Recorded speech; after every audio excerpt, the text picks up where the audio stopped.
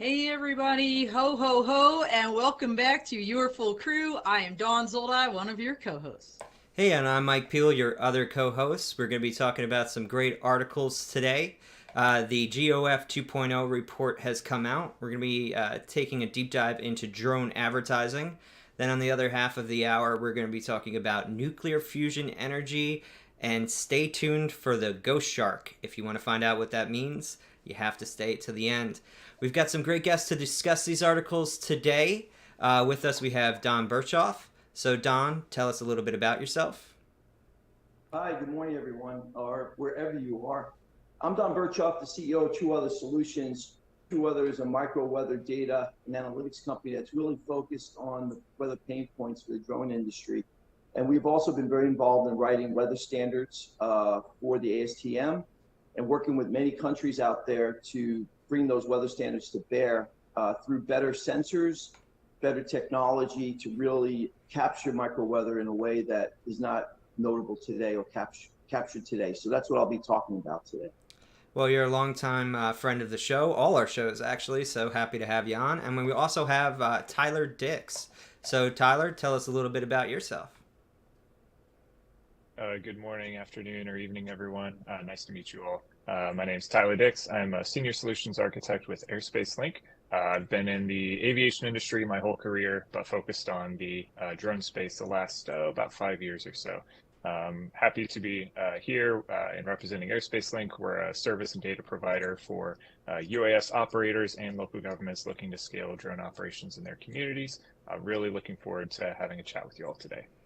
Yes, and us as well. And actually, you're first up. So, you brought up this article about drone advertising, which is a phrase I haven't heard in a minute, but we have some friends in it.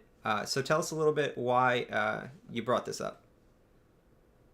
Yeah, we thought that this was a really fascinating article because it's starting to show how, being in the drone industry for a while, we've always been looking forward to seeing the scale of drones in different types of use cases and different operating environments, and this was an example of one type of use case that is something that isn't pops in the top of your head when you think about drones. Most people, when they think about drones, they think about inspections, they think about the really scalable, exciting things that folks most talk about, like package delivery with Amazon and UPS and Zipline and all these other folks. But there's going to be more and more use cases for drones as we go forward that may be exciting to some people, may be frustrating for other people, but those are going to be those growing pains that we see with any type of disruptive type of technology or industry. And this article in particular highlighted something that we thought was really interesting, and the role of the local communities, whether that be states, cities, counties, et cetera. They're going to be a really, really important stakeholder in this industry going forward. They have a key place to play to help enable the scale of different types of drone applications, but also have the responsibility to best represent their constituents. And I thought that this article was really interesting in showing that balance between these different types of use cases, different opinions on those use cases, where drones have the ability to provide some sort of entertainment value, may even potentially replace or supplement more potentially disruptive entertainment shows like fireworks displays, but also, have some different arguments on the other side as far as, how folks perceive that technology. So for myself and for us at Airspace Link, we saw that being really sort of an interesting conversation around drones that may not be something that folks think of right away. Yeah, definitely. So Actually, I'd be we've interested to get your thoughts on that. and Yeah, go for it. yeah, I appreciate it. In fact, one of our friends who does drone advertising, Jamar Williams, is in the chat as promo drone. He says, "I'm so happy to see this conversation happening." So let's get the conversation going. Don, what do you think? Oh no, we know the applications and use cases for drones are going to transform our logistics and our economy. We just got to get these rules right in place. But I would say that as part of this community acceptance and as part of the success of rolling out this industry at scale, I'm always going to say that the long pole in the tent will be weather and weather information. And that really drives ground risk and drives risk of operation. And today, we see about 30% of manned aviation canceled or delayed due to weather that could have flown. So I focus on people are going to work, thinking about community engagement. They're going to be concerned about safety. We've got to, show them that we're building weather resilient systems in these communities to demonstrate that we can operate in these different conditions and it will be safe. And so that's always going to be my pitch, but I'm excited about this industry. I want to jump in next if I can, because this article, Tyler, it frightened me, honestly, because as an attorney, right, I start seeing, oh, look, now the New York senator is talking about having a law to ban, quote unquote, drone-based advertising, right? This article lists a whole host of things, local restrictions on billboards and quote unquote aerial advertising. 4 states, Alaska, Hawaii, Maine, Vermont, have all banned these things. Cities like Houston, LA, St. Paul, Minnesota, Kansas City, Missouri have limited new billboard construction, and other cities like San Francisco, Austin, and Nashville considering bans on aerial advertising and things like that, but haven't. Okay, so I never in my brain associated drone light shows with aerial advertising.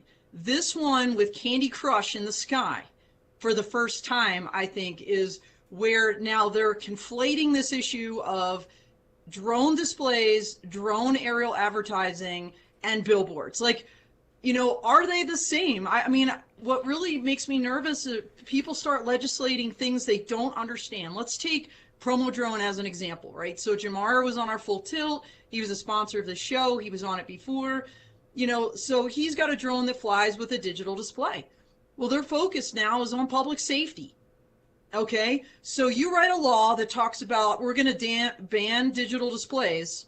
You're going to equate what he's doing to a billboard across the board, and now you've just basically you've endangered lives, because what they're going to do is be able to have two-way video communication for the first time with people like trapped in buildings or on a river in the middle of a flood. And, so I think we need to be really careful before the lawmakers start throwing out, we're going to ban these things without fully understanding the implications and the positive uses of these things. And words matter. So billboard, aerial advertising, digital display, what do these things mean? I mean, I think it's one thing to have, one of those, you're sitting on Don can relate to this. He's from the Northeast area, sitting on the beach in New Jersey, and you see the biplane fly over with the, Susan, will you marry me banner? Okay. All right. Got it. Maybe you don't want them flying all around Cape Cod or whatever, but, I think we need to be real careful about this. And I think there's a lot of positive use cases that we need to be as an industry. And by the way, Michael Robbins from AUVSI was quoted in this article. We need to be advocating for the good uses here and beating back these crazy laws. And I know AUVSI just recently launched, help me out, drone something. Oh, geez. Yeah. The I know what you're talking statewide. about. Yeah, so they have a statewide effort. So let's energize that to beat this kind of stuff back. Mike, what do you think? Well, so I'm wondering. It seems the edge case that you're talking about would mean that they would have to use very, very broad terminology and be significantly ignorant of what they were doing to actually cause the problem, right? Because I could imagine 2 things. One, specialized permits, which is actually not a bad scenario, right? Because then you're setting limits of how much of a nuisance these things could be while still being able to provide the service. And the other thing is emergency use case authorization, where the terminology doesn't matter. We need to save the lives. So what's the difference? Get that bird in the sky. So I think you have to have like a particular bad incident, but ultimately most times the states don't get to say what's in the sky, right? That's usually the issue. So what you're saying here is they could actually encroach by talking about or deeming this as advertising? Yeah, I mean, so you've raised up this avigation issue on who controls the regulations here, right? Where does the air begin and end? And by the way, I'm just going to throw this out there since we're talking about the Constitution, which is, by the way, where avigation emanates from. Let's talk about the First Amendment for a second, right? So if we're going to ban certain types of speech, like advertising versus other forms of speech, that is almost like a per se, right, issue where you're going to have to get strict scrutiny in the courts if it's ever challenged. But I love to hear Tyler's thoughts. Back to Tyler to wrap this up for us. Yeah, Don, this is a great conversation, and I think this just shows how we're still an evolving in an evolving industry. There's some really interesting conversations that are taking place. I get the yeah, my role, part of my role as a solutions architect is I'm communicating with all different types of folks within our organization. So I have to sort of be that intermediary between a lot of different folks. And so I get the thoughts from people where, the internet is built on top of advertising. We see advertising everywhere. And if all of a sudden advertising is now everywhere in the sky, there's no way to get away from it. Like a lot of folks, when they think about this new type of technology, they get kind of dystopian. And I push back on that a little bit. I think there's a lot of positive opportunity here. And so there's a conversation to be had there. But to kind of the final point I want to make, which I'm really glad you brought up, AUVSI's, they're drone prepared, I believe is the program that they're developing. And Airspace Link is a proud supporter of that program and helping AUVSI with engaging state and local governments in the industry, helping them progress upon sort of the levels of maturity in this industry where a lot of communities out there have no idea about drones. They don't understand, the regulations, the technology, but they want to. And so we're happy to partner with those communities to be able to get them engaged and help understand how this technology can be of great benefit for them, and help them deal with some of these conversations, the challenging conversations sometimes around the different types of use cases, and to give them the tools that they can have to succeed. So really excited to have this conversation and look forward to some of the other ones that we're having today. Yeah, absolutely. Advocacy matters, right? So that's how we get to the best possible answer for all the stakeholders. All right, Don, you're up. We've got this GOF 2.0 report. So this is about USpace, so the other side of the pond, as they say. What's going on? Well, this Gulf of Finland 2.0 was basically a kind of like a NASA national campaign challenge in the area of Finland that included 4 countries. And basically it was, I think, funded by the Finnish government. And it was to build on the USpace project in general and CSAR, which is, the equivalent of NextGen over in Europe under the Europeans, to validate the orchestration and operation of available state-of-the-art commercial off-the-shelf components and services. So this one caught my attention because it had a lot of research was done around weather and the integration of weather into the USpace and the importance of more granular data that was validated in this study, and some results that came out of it that said, we definitely need better what we call nowcast in meteorology, which is a 0 to 2 hour window of optimal weather information. It's a little different than a prediction, and we could talk about that in a scientific geeky sense some other time. But the bottom line is that, you having this dynamic operating environment for manned and unmanned aircraft to operate safely, right, in shared airspace, right? And you have to worry about deconfliction and volume reservation, and you have to worry about aircraft being pushed out of their volume areas with winds and also these updrafts and downdrafts, what we haven't really talked about yet, the vertical displacement of small drones. And in order to really understand this at scale and to run a high density operation, you really need a much higher level of fidelity of what the winds are doing aloft. And so that's part of what we're working in TruWeather with NASA right now in our test bed in Hampton, where we have 2 scanning wind lidars that could see dirt and dust scanning up to 6,000 feet, 10-meter resolution, at a 20-kilometer area. And what this will do is give us basically an MRI of the atmosphere that we haven't had, and we're going to see things that are amazing. So I really was fascinated by this. And finally, what's interesting is last week, GUTMA had a conference, and there was an article that came out this morning. I think it might have came out of unmanned airspace. FAA sees a path for UTM service provider safety oversight.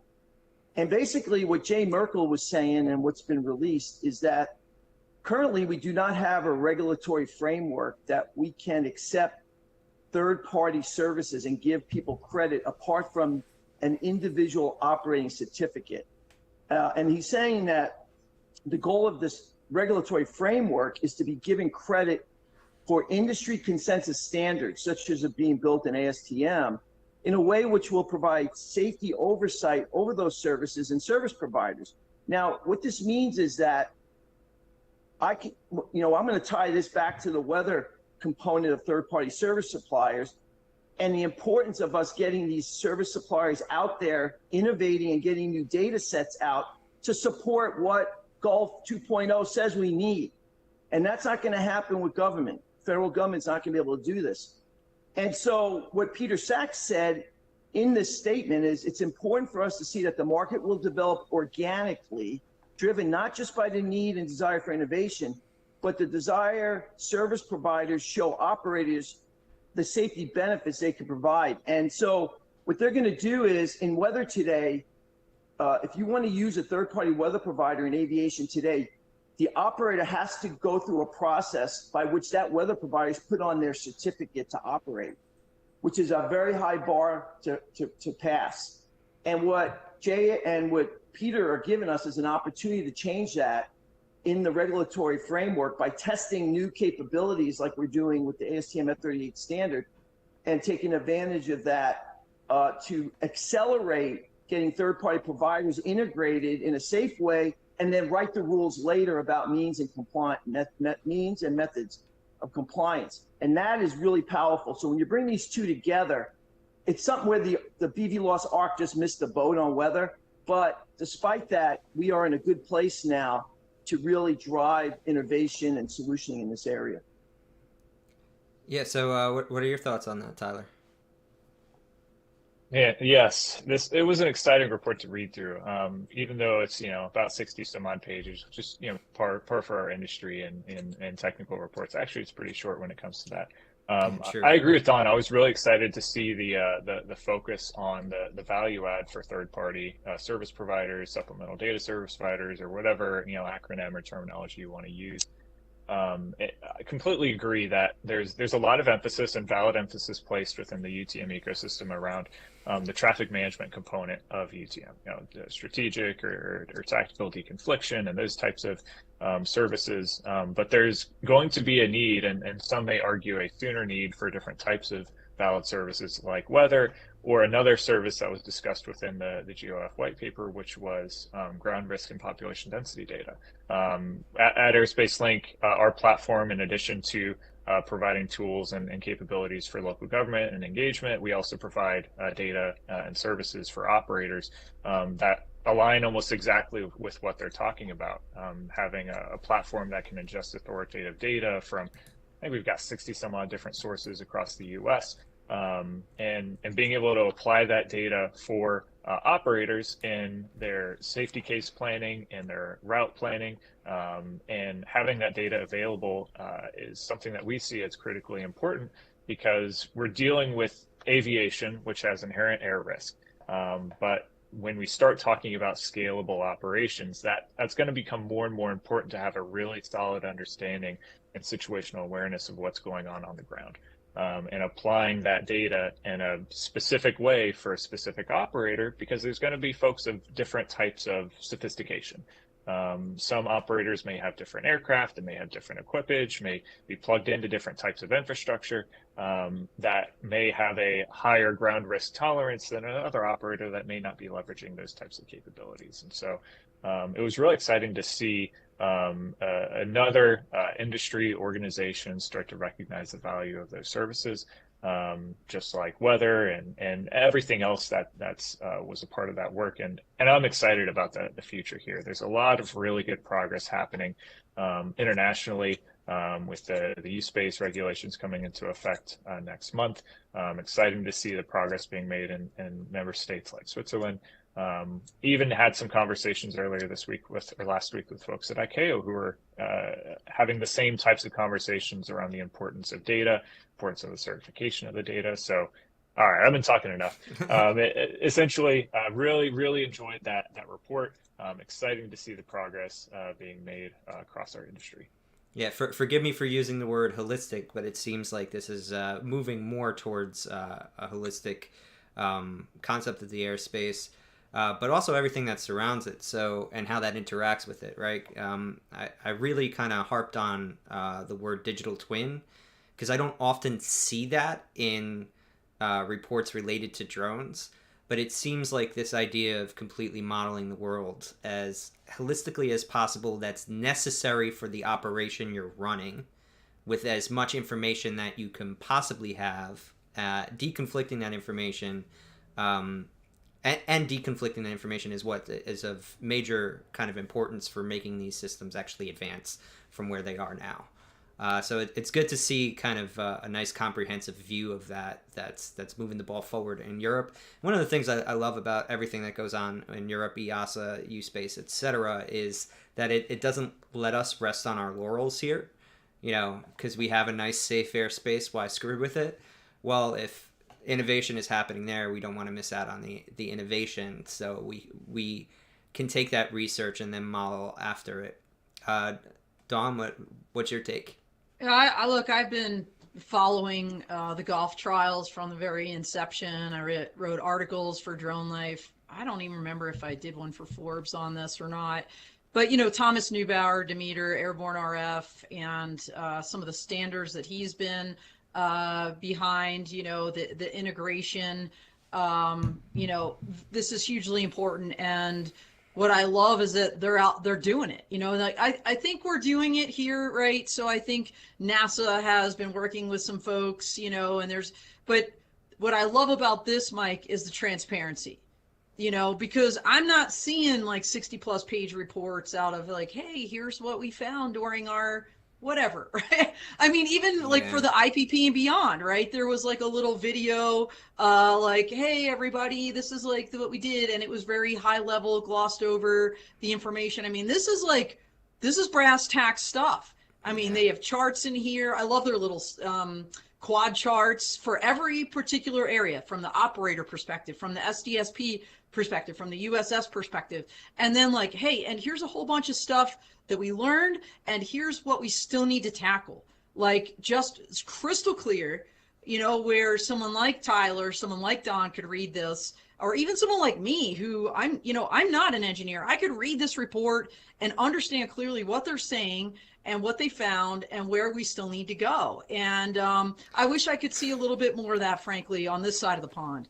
But I love what they're doing, and I think they're pushing the whole industry forward globally by this work. Yeah, I just want to say, for whatever reason, the European reports are clearer to read in this domain. That is very true. Maybe it's like because they have to write for separate languages, so that it's like agreed upon, like this makes sense. But some of the... That may be the case. Yeah, because some of the United States stuff is so hard to like get through, the jargon, and it just makes it impossible to kind of understand in human readable terms, as they say. Don, final words on having this? No, Tyler, if you want to let Tyler go, and then we'll let Don.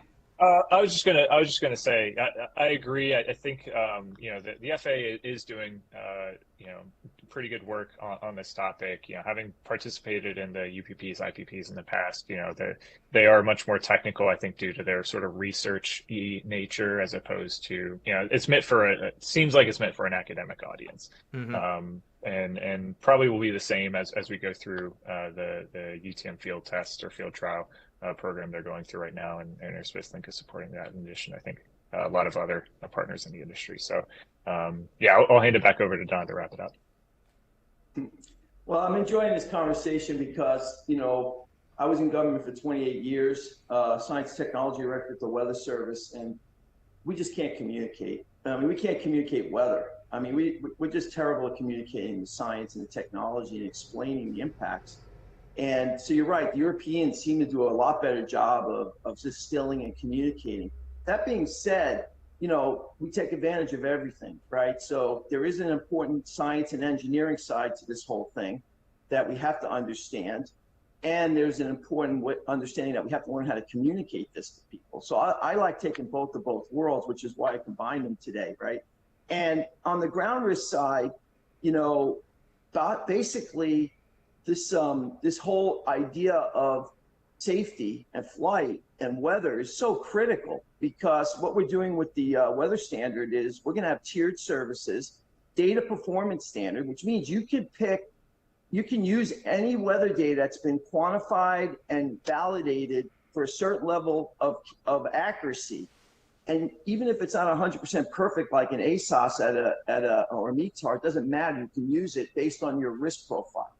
And so when you talked about these the ground population and density, that's exactly what the plan is, right? You know that if you're flying a pizza over Kansas, you don't need the same fidelity of weather information because the ground risk is lower.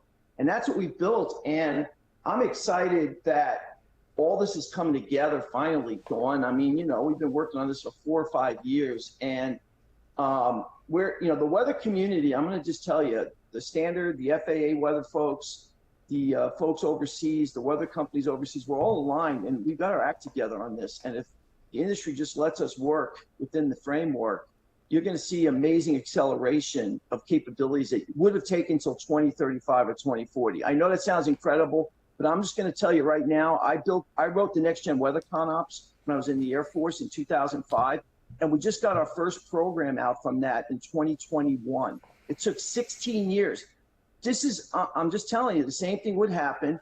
And what we want to do is this is an opportunity to disrupt the weather aviation business in a positive way, because you guys are building all the tools, Tyler, to allow us to leverage this data without having to go through the FAA swim systems and all that. We'll be able to operate this capability, and that's what's going to allow the acceleration. So that's what I see in all of this. And weather's agnostic. I don't care what country you're in, it affects you, right? So I'm going to work with you. Well, great point, Don. We've got to take a quick break to thank our sponsors. We've got Tulsa Innovation Labs, Skydio, Airspace Link, and Drone Rescue Systems, who have been sponsoring this show. So thank you to our sponsors for making this happen. And also thank you to the audience for participating and joining in every week. Thanks, Jamar. We got some other quotes from you. The international market is very engaged and ready for DOOH drone systems. Another acronym, don't know, but assume it's related to advertising. And I'm so happy to see these, or infrastructure partners are key. So he's added that. So this week, or it might have been a little bit more than a week at this point, but we've had a breakthrough in fusion energy. So I had to bring this up because one of the most interesting aspects of it to me was it was done by a government entity rather than the private sector, which is, in America, not what we're used to. Most of the innovation does come from the private sector because, or where of the way things are funded and the rapid ability of very talented people to get direction, but also respond to market forces. But certain things are very, very hard because, let's face it, if you're developing a fusion reactor, it's not like you're creating one iteration and then it goes to market and it gives you audience feedback and you iterate from there. So these type of things, interestingly enough, if you look back on the history of them, tend to be, the breakthroughs tend to come more from the public side. But I did look into this, and so this is inertial confinement fusion energy. So the way that they did this, it requires 2 types of hydrogen isotopes, and they basically beam a laser into, let's say, a cylinder, a tin can, so to speak, and basically from the heat reaction against these isotopes and the reflection around the cylinder, we're able to generate more energy out than went in. So there's other competing kind of formats to this I've seen by private companies, and they tend to kind of fire the atoms at each other, and it's literally the force against each other and the magnetic containment that generates the heat. So that's the other competing technology. But this one won out in terms of getting to reality first with a net positive in energy. And the reason that this is so significant is that basically a single cup would be able to of hydrogen would be able to power a house for its entire lifespan. So, if not longer. So the energy savings there is out of this world if we're able to scale up this technology. And one of the most interesting things to me is we're hearing people say that, oh, this will be 50 years away. Well, when nuclear fission was discovered and the ability to actually contain that for electricity production, it was only 20 years to market, 20 to 30 years to market. So I have the feeling that if this is able to scale up in the next year or so and they're able to get a better net positive energy, say like a 1-to-2 ratio, that you'll see this on the market very fast. And this is actually a triumphant moment for humanity. End of story. That's my take on it. I'm curious what you all think. Who wants to go first? I'll go. I love science, and I think that what this demonstrates. First of all, I want to make a plug for the government. Most of your basic research that requires a lot of money is going to require government involvement because it's expensive. There's it takes time and money and resources. And what I have found the best way to use private sector is once the government gets past the basic research and has a capability that can then be repeatable, sustainable, and brought to market. And it needs some more customization, it needs some more software, it needs some things, right? So I think the government, we've got to continue investing in the National Science Foundation. We've got to continue and we've got to put more money in these programs because that's what fuels the economy eventually, and companies like ours to be able to take that and accelerate that in operations. And what I wanted to say there is that, the fusion problem of getting that commercialized is probably the hurdles technologically and scientifically are probably doable more quickly, 10, 20 years, 15 years. The challenge is getting it out and scaling it, right? So I think about Edison and Tesla, right? So who won out? Edison won out in the electric world, but Tesla had a better solution. And that was because he was able to commercialize, get it out there and scale it in a way so you win. You win because you got to market, even though you may not have the best solution. And so it's just going to be interesting to watch this evolve. I mean, obviously, it's going to be really important for our society. It's going to be really important for our planet. And I'm an environmental guy, right? I don't think people are taking the climate change problem seriously enough. I'm very concerned. I mean, I'm not political about this. I'm just scientific about it. And the facts are the facts. And, we're starting to see, and I don't want to make this not political, but we're starting to see the effects of things that I grew up in 1960s and 70s. I'm watching the weather change, and I used to take really close logs of that when I was a kid. And I'm seeing, I get frustrated because I can't get a snowstorm anymore on the East Coast, right? Now, that's a personal, emotional problem, but it has to do with this whole change in climate. So we need to get these kind of technologies out so we get back to an equilibrium. And that's what I'm rooting for. Yeah, you combine this with battery storage capability, which has only gotten better. And there's, even outside of the liquid battery types, there's solid battery types now, or dry battery types too. And you combine that with energy that is able, that's carbon neutral. So you have energy creation that's carbon neutral, and then energy storage that is only impactful at its first extraction. And you're in a completely different human landscape. So I'm really excited about it. And cheers to the government for being the original open source software, right? All right. Yes. Don, I want to tag on two different things. The first is kind of this environmental aspect, just to elaborate on that, why this is such a big deal. These reactions emit zero carbon. and they produce no long-lived radioactive waste. That's why this is so significant. The quote in the article, not only game-changing, but quote, fusion has the potential to lift more citizens of the world out of poverty than anything since the invention of fire. I mean, think about that for a second. So, you know, that's Dawn, why this is... Dawn, who invented fire? Was that a government program? It probably was, and that's my second point. That's my second point. There's a pre-government, pre-private Yeah. sector. You know, I've written about this. I think, you know, it really wasn't until I was more senior in the United States Air Force as an attorney there that, you know, my eyes were open to technology transfer and transition, you know, and all those different authorities. If anybody out there has interest in working with the federal government, there's this thing called the FLC, Federal Laboratory Consortium. Go to their website.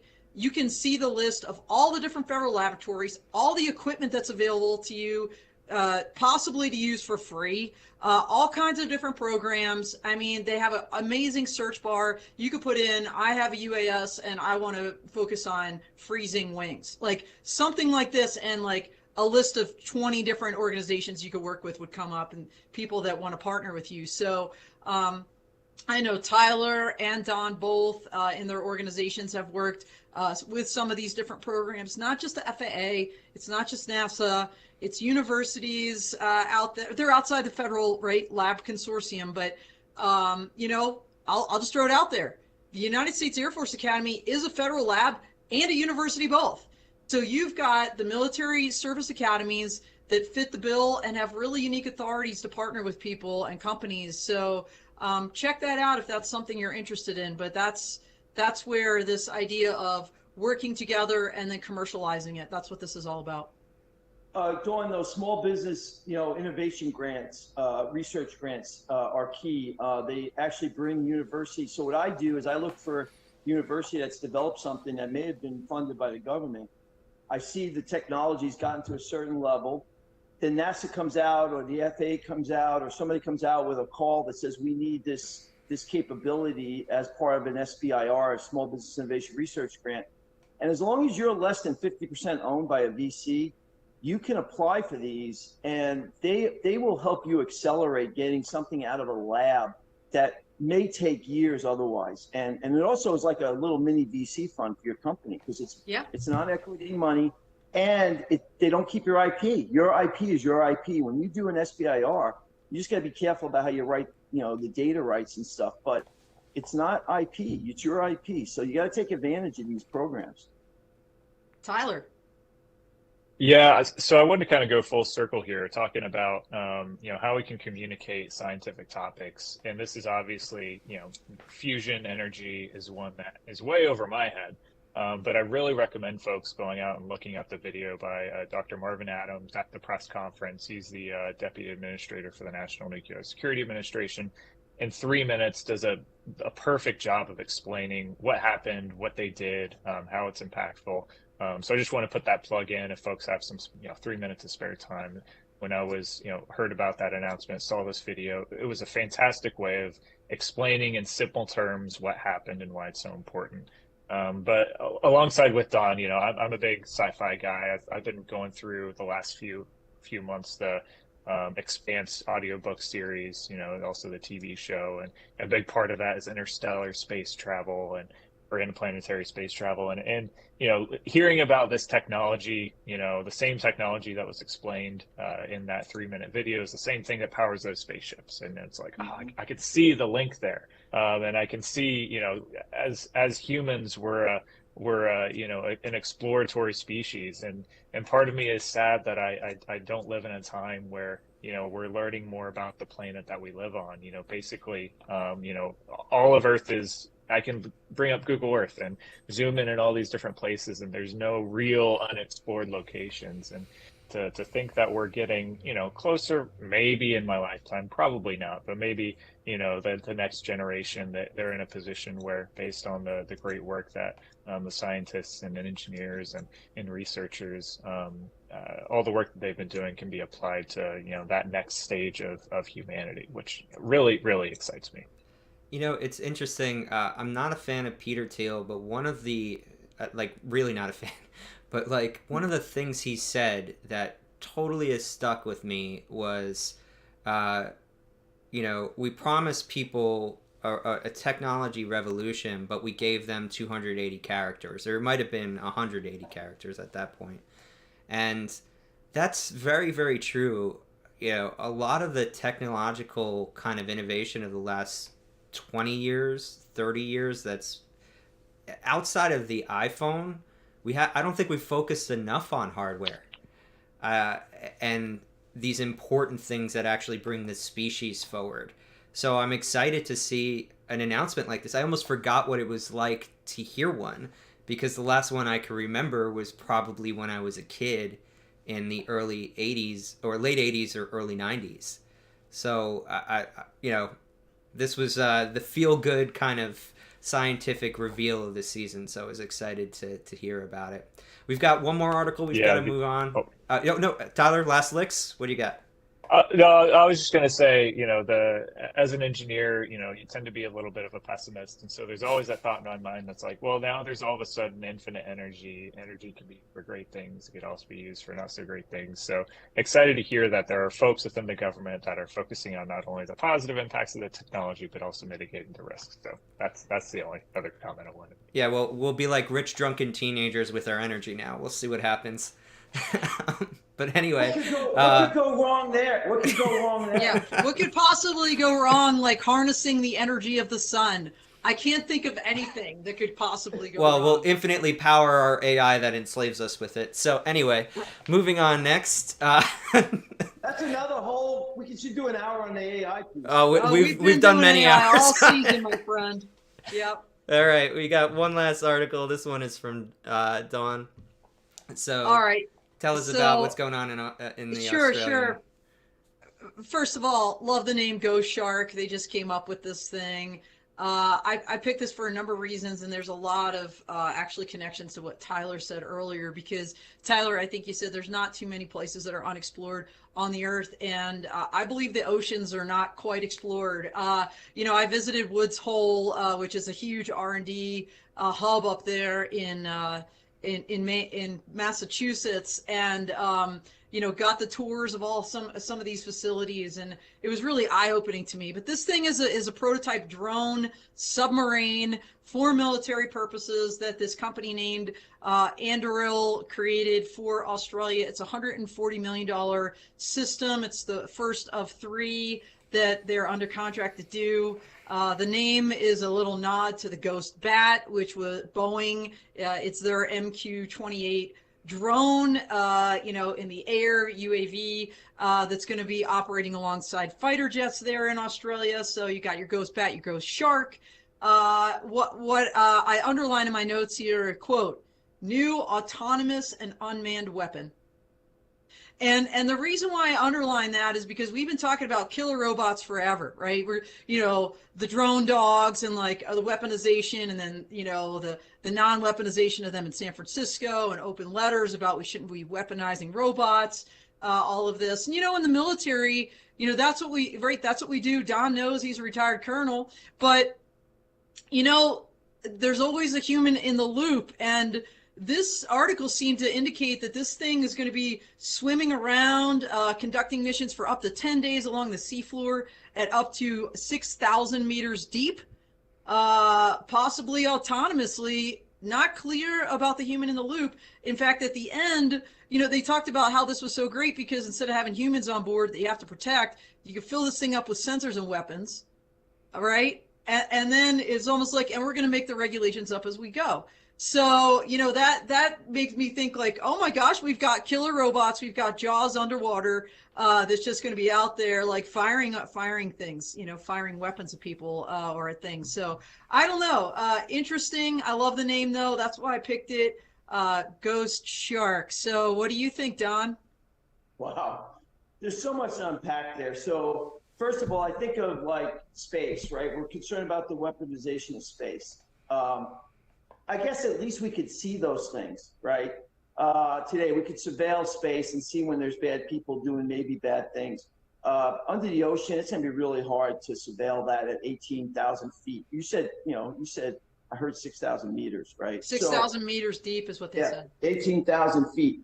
You know, I worry a lot about these weapons getting in the wrong hands. I definitely believe that as technology becomes more commoditized and capabilities become easier to produce, like we're seeing with the drones in Ukraine, right? We're seeing how drones have changed warfare. You know, not transform the way we fight, because we've always used air weapons to fight, but just transforming the scalability of these types of weapons that make it more difficult to defend. I worry again about this. Now, the other side of it too is the AI and MI side, right? Machine learning side, which, you know, that's something else that, again, I've always said bad people are just sitting there. All right, you're gonna love this. So my analogy is, when these technology come out, there's bad people. All they do all day is try to figure out how to beat them. They don't have jobs like me and you. They don't have families. They don't, you know, all they do is they're like your kids, you know, like, like when you go to work and your kids are all day scheming, when you come home and they got you, and then you always end with, because I said so. Why do you do that? Because you don't have time. They're actually outsmarting you. You don't have time to have a logical argument. It's the same problem. We have all these people living in the underground, and I worry about that for the ML and AI, not even just the state actors that are going to be, you know. So I guess, you know, I can't get excited about this because I worry too much about it. I always tell people, you know, I'm running the clock out. I don't know what the future holds with these types of technologies, and if we're as humans capable of managing them, like you said earlier, a bunch of drug teenagers in a car, right? You give us a car, right? What could go wrong? So that's kind of my perspective. But obviously, it would be cool if it was all used for good purposes, right? But unfortunately, that's not the way things end. Well, I got a Sorry, couple. to rain on No, your no, no, no. parade. This is good because this is somewhere in between, I guess, Don and I's position, uh, where so like you brought up the issue of proliferation, right? So if a technology becomes easily reproducible, then it's proliferated, and you can't control whether or not good or bad actors utilize it, and now you have to worry about ways to contain it, ways to surveil and capture it before it goes off. And you know, some of the arguments for AI is like, well, we'll just pit another AI against it. Well, how do you train that AI?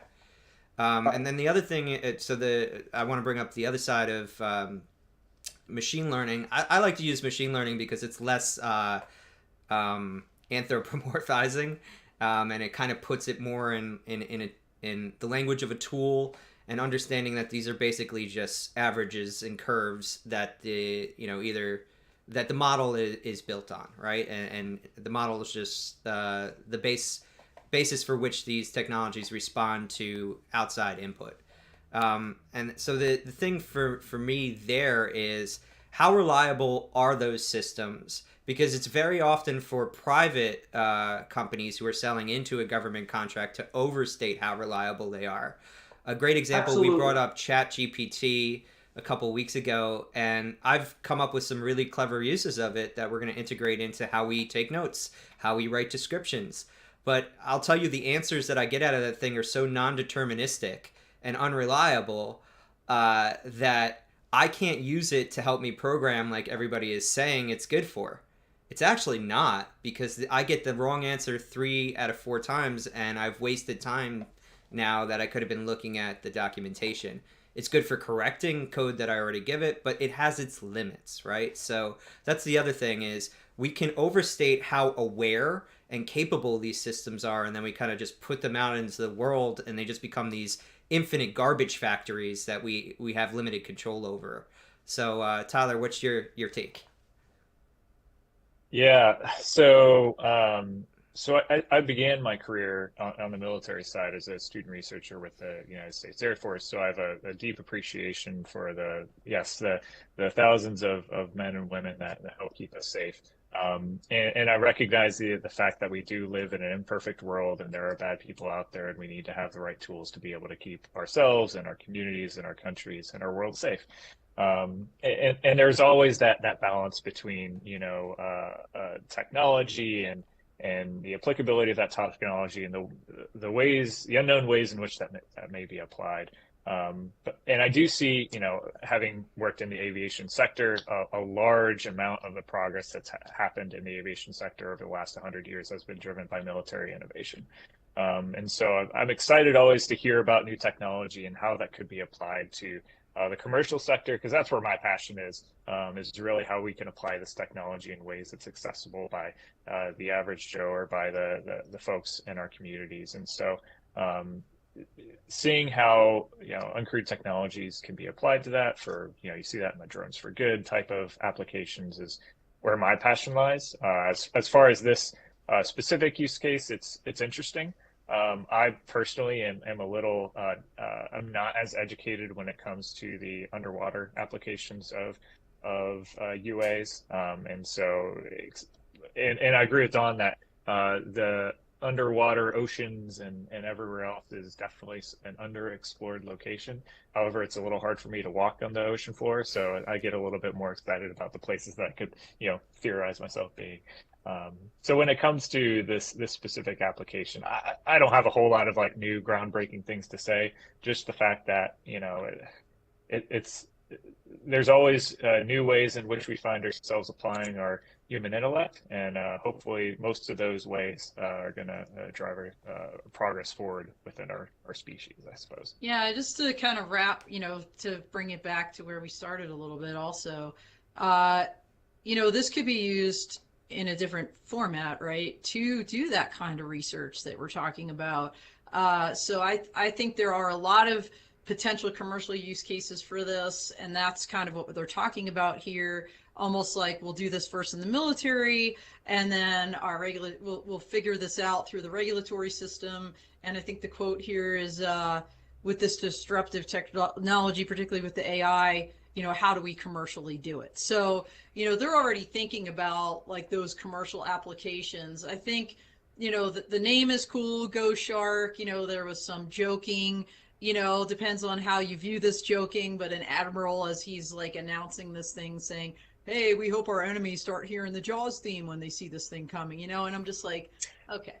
So it's like, ha ha ha. But I think, but seriously, this idea of what should the policy be for autonomous weapons, even on the military side. I know the DoD has been very forward-leaning when it comes to artificial intelligence and always having a human in the loop. And just to see this kind of, quote, new autonomous unmanned weapon language in the art, maybe it's inaccurate, maybe there will be a human in the loop. It wasn't explained, and they're purposefully, I think, being cagey about it because they didn't want to reveal TTPs or tactics, techniques, and procedures or capabilities here. But unleashing the unwater, drone shark without a human in the loop would cause me concern. So, Don, you had your hand up. Yeah. Well, unfortunately, we have to do this kind of research for the military. We have to, because if we don't do it, somebody else will, and we need to make sure we stay ahead of the bad guys.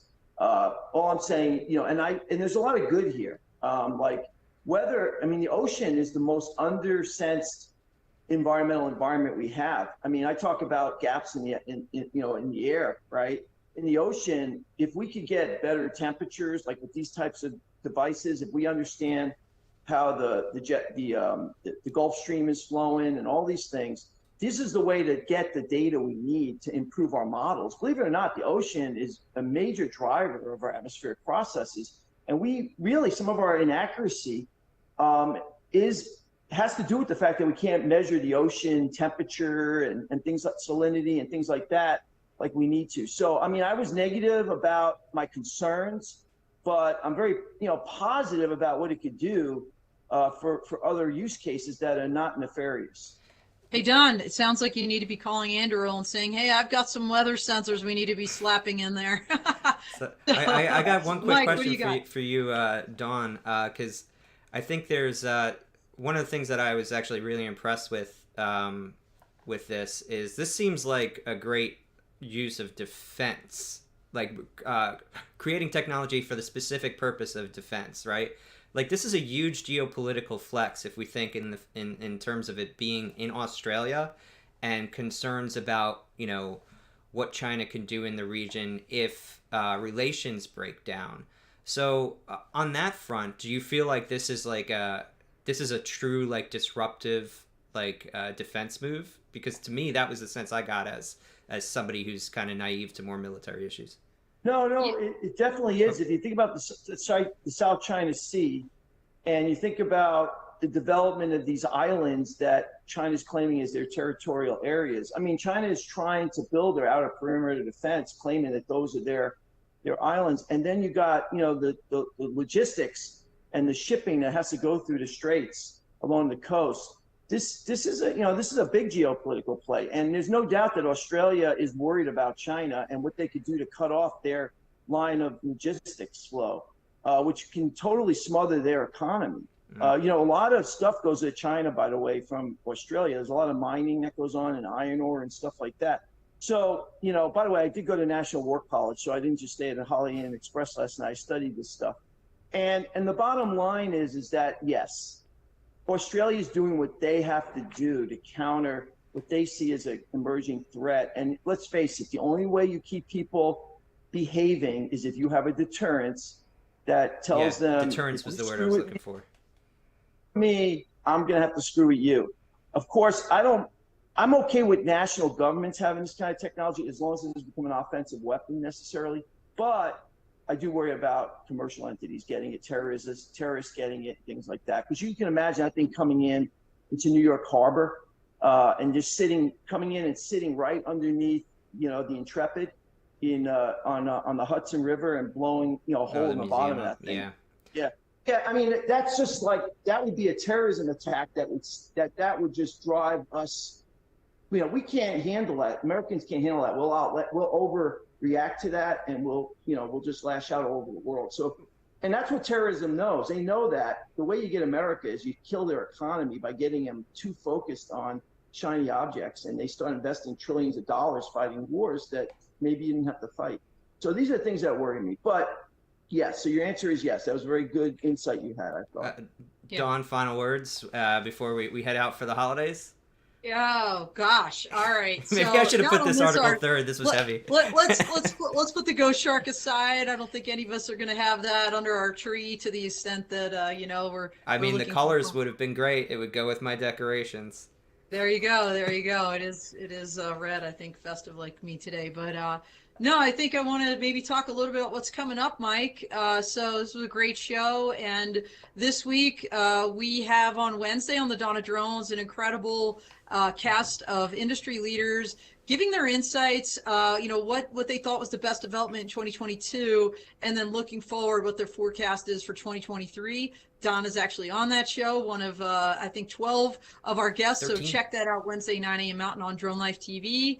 And then next week, we have two incredible compilation episodes to wrap the year up. Next Monday, this same time, same place, the full crew. We're going to kind of look back on all of our different episodes and guests and pick out some highlights for this whole season of 2022. We kicked off both of these shows in June, and it's been so fun. And then on Tuesday, the Full Tilt, which is our leadership podcast, we're doing the same kind of compilation, looking back on all the leaders that we had as guests and picking out a couple clips and some themes that jumped out of us at us this year. So please join us next week as well, as maybe some of you are taking down decorations, but don't miss those episodes. They're going to be spectacular. Yeah, so I just want to thank the audience for participating today, and thank you for helping us build this channel. We want to thank our sponsors, Tulsa Innovation Labs, Skydio, Airspace Link, and Drone Rescue Systems, and we'd also like to thank our guests, Tyler and Don, for providing great articles and insights today. That's it. We're heading out for the holidays. We are out here.